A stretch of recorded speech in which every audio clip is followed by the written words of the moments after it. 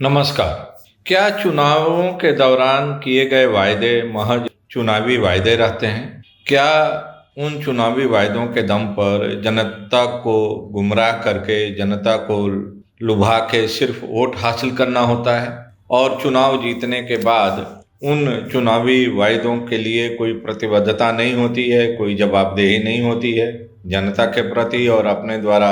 जारी किए गए मैनिफेस्टोज के प्रति? आज मैं अपने इस वीडियो के जरिए इन्हीं चुनावी वायदों पर विस्तार से बातचीत करूंगा और उनको एनालाइज करने की कोशिश करूंगा। 3.5 दशक का अनुभव, बेलगाम सवालों का जवाब जो नहीं है किसी के पास। वासेंद्र मिश्र के साथ देखिए संवाद। हम सब जानते हैं कि आज़ादी के बाद से लेके अब तक जितने भी चुनाव होते हैं उसमें लगभग सभी प्रमुख राजनीतिक दलों की तरफ से इलेक्शन मैनिफेस्टो जारी किए जाते हैं। आमतौर पर कहा जाता है कि इलेक्शन मैनिफेस्टो उस संबंधित राजनीतिक दल का एक तरह से आचार संहिता होता है, उसकी प्रतिबद्धता होती है और वो एक कमिटमेंट होता है कि अगर उस इलेक्शन मैनिफेस्टो में कही गई बातों के बदले देश की जनता या प्रदेश की जनता उसको जनादेश देती है तो सत्ता में आने के बाद वह राजनीतिक दल या उस राजनीतिक दल की सरकार उस चुनावी घोषणा पत्र में किए गए वायदों को पूरा करेगी। लेकिन ये तो हुई सैद्धांतिक बात, ये हुई वैचारिक बात। वास्तविकता क्या है? वास्तविकता ये है कि ज्यादातर चुनावी घोषणा पत्र में कही गई बातें, चुनावी घोषणा पत्र में किए गए वायदे सिर्फ चुनाव जीतने तक ही सीमित रहते हैं और एक बार चुनाव ओवर होने के बाद, चुनाव समाप्त होने के बाद घोषणा पत्र में कही गई बातों पर फिर अगले चुनाव आने के पहले कोई चर्चा नहीं होती है। बीच में एक दौर आया था जब गैर कांग्रेसी सरकारें बननी शुरू हुई थी राज्यों में और देश की सत्ता में, तो थोड़ा बहुत उन चुनावी घोषणा पत्रों को पूरा करने की कोशिश हुई थी, कवायद हुई थी। लेकिन धीरे धीरे गैर कांग्रेसी सरकारें भी उसी नक्शे कदम पर चलने लगी जिस नक्शे पर चल के कांग्रेस पार्टी देश में लगभग 50 साल तक सत्ता में रही। और आज अब ये कहा जा सकता है पूरे भरोसे से कि चाहे सत्तारूढ़ दल हो या विपक्ष हो, कांग्रेस पार्टी हो या गैर कांग्रेसी सरकारें हों या राजनीतिक दल हों, सबका ट्रैक रिकॉर्ड बहुत खराब है जहां तक चुनावी घोषणा पत्र को लागू करने का सवाल है। हम एक एक करके शुरुआत करते हैं। सबसे पहले शुरुआत करते हैं आम आदमी पार्टी से। आम आदमी पार्टी ने देश में राजनीतिक बदलाव का वादा करके सत्ता में आई थी। इंडिया अगेंस्ट करप्शन की बात करके सत्ता में आई थी। उन्होंने कहा था कि अगर आम आदमी पार्टी सत्ता में रहेगी तो वह करप्शन और जनता के प्रति शासन की जवाबदेही सुनिश्चित करेगी, करप्शन को न्यूट्रलाइज करेगी, जीरो करप्शन की बात करेगी। लेकिन अपने 10 साल के दिल्ली की सरकार में और अब पंजाब में जिस तरह की सरकार चल रही है, उन दोनों सरकारों के अगर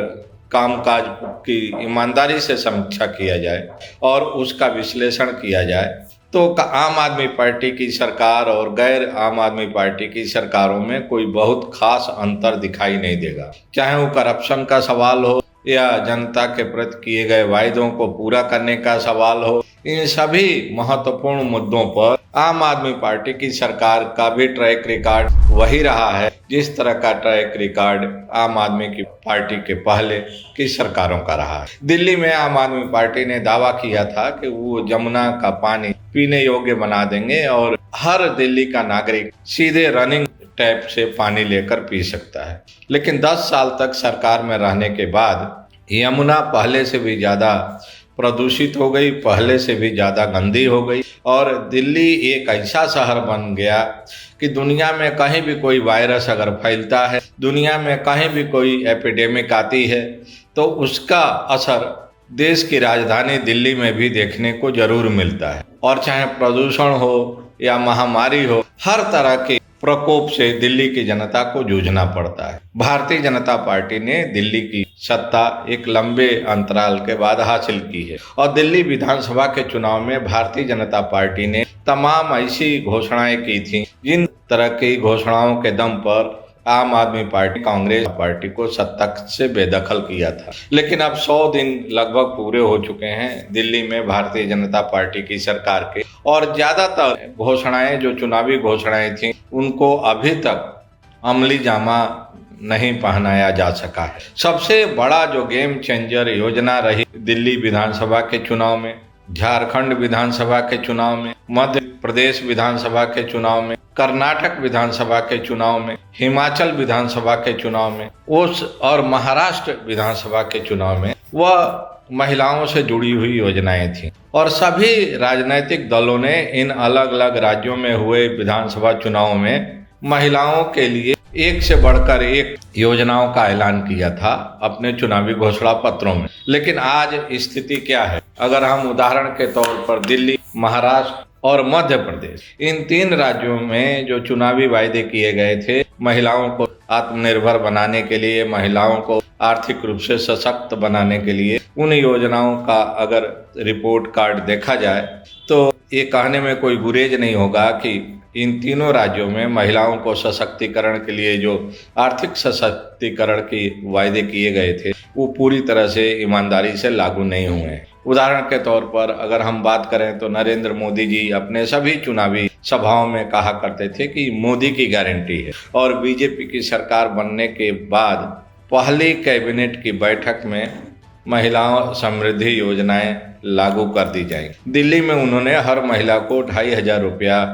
देने का ऐलान किया था। 100 दिन हो गया है, अभी तक उसकी प्रक्रिया जारी है और पात्रता को लेकर शासन स्तर पर मंथन जारी है। महाराष्ट्र में विधानसभा चुनाव के ठीक पहले जो आउटगोइंग सरकार थी, बीजेपी और एनसीपी और एकनाथ शिंदे की संयुक्त सरकार, उसने महिलाओं को 3 महीने एडवांस आर्थिक मदद का भुगतान उनके खातों में कर दिया था, और महिलाओं ने उसी पर भरोसा करके महाराष्ट्र विधानसभा के चुनाव में एनडीए अलायंस को ऐतिहासिक जीत दिलाई थी। लेकिन सत्ता में आने के बाद क्या स्थिति हुई? सत्ता में आने के बाद अब जो जानकारी निकल के आ रही है, बताया जा रहा है कि अब महाराष्ट्र में 1500 रुपया प्रति महिला को देने के बजाय 500 रुपया प्रति महिला को देने का निर्णय लिया गया। इतना ही नहीं, 8 लाख महिलाओं को पात्रता सूची से बाहर निकाल दिया गया है। 8 लाख से भी ज्यादा, कुछ लोग तो 11 लाख महिलाओं को पात्रता सूची से बाहर निकालने की बात कर रहे हैं। सरकार की तरफ से दावा किया जा रहा है कि जो अनुदान राशि थी जिसको 1500 से घटा के 500 कर दिया गया है, तो ऐसा करने से राज्य सरकार को 80 करोड़ रुपए की बचत हुई है। इसके पीछे सरकार का अपना तर्क है। सरकार कह रही है कि महाराष्ट्र में वहाँ की महिलाएं और भी महिला सशक्तिकरण योजनाओं के तहत आर्थिक सहायता हासिल कर रही, इसलिए इस योजना के तहत जो 1500 रुपया प्रति माह उनको मिलना था उसको घटा के अब 500 रुपया कर दिया गया है। मध्य प्रदेश में भी लाडली बहन योजना के चलते मध्य प्रदेश में भारतीय जनता पार्टी को ऐतिहासिक कामयाबी मिली थी, लेकिन वहां पर भी अब बताया जा रहा है कि जो उनका एनुअल बजट था इस योजना का, उसमें 315 करोड़ रुपए की कटौती कर दी गई है और 3,35,000 महिलाओं को इस योजना की पात्रता से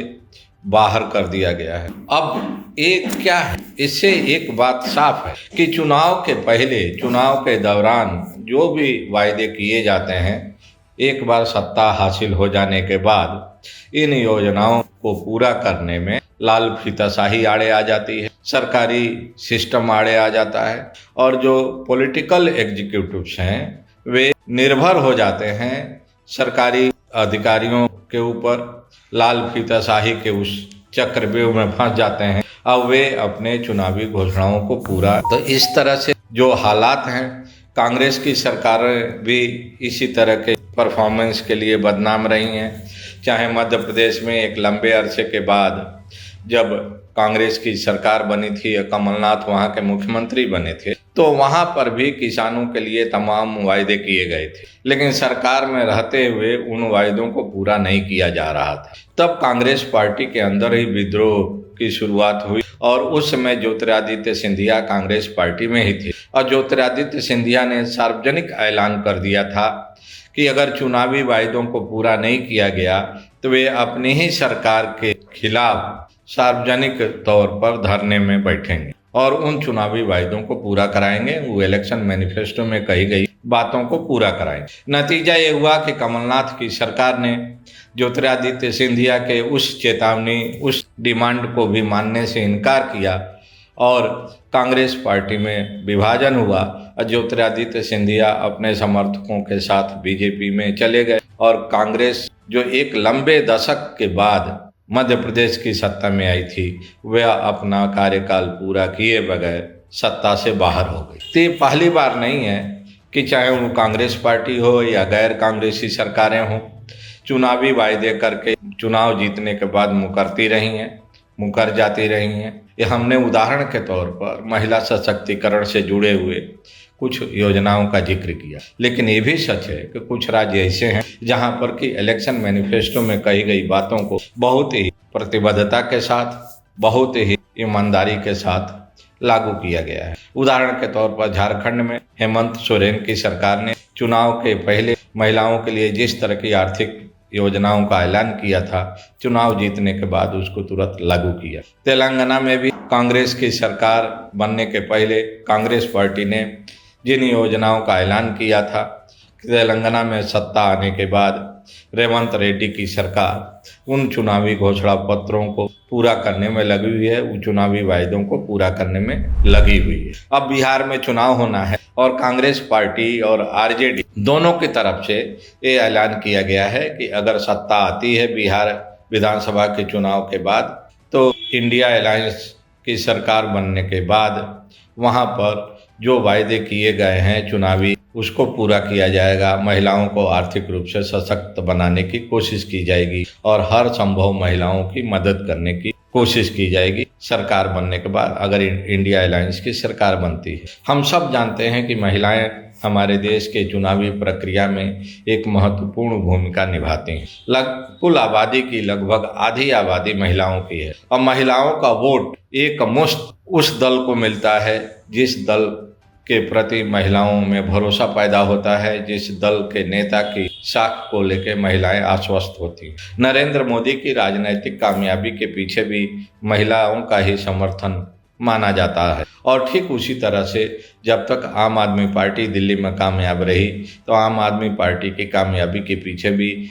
महिलाओं की भी बहुत महत्वपूर्ण भूमिका रही, उनके सहयोग की, उनके समर्थन की। तो आज की तारीख में जब एक तरफ महिलाओं में पॉलिटिकल अवेयरनेस बढ़ा है, राजनीतिक जागरूकता बढ़ी है, तो ऐसे हालात में महिलाओं के साथ किए गए वायदों को अगर पूरा नहीं किया जाएगा,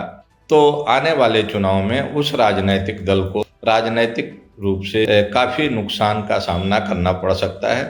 और सत्ता से बेदखली का भी खतरा बढ़ जाता है। इसलिए ज़रूरी है कि चुनावी वायदे करते समय सभी राजनीतिक दलों को महिलाओं के प्रति खास तौर से बहुत ही सोच समझ के कोई योजना का ऐलान करना चाहिए और अगर सत्ता मिल जाती है तो उन चुनावी वायदों को पूरे ईमानदारी और समयबद्ध तरीके से लागू करने की कोशिश करनी चाहिए। धन्यवाद, नमस्कार।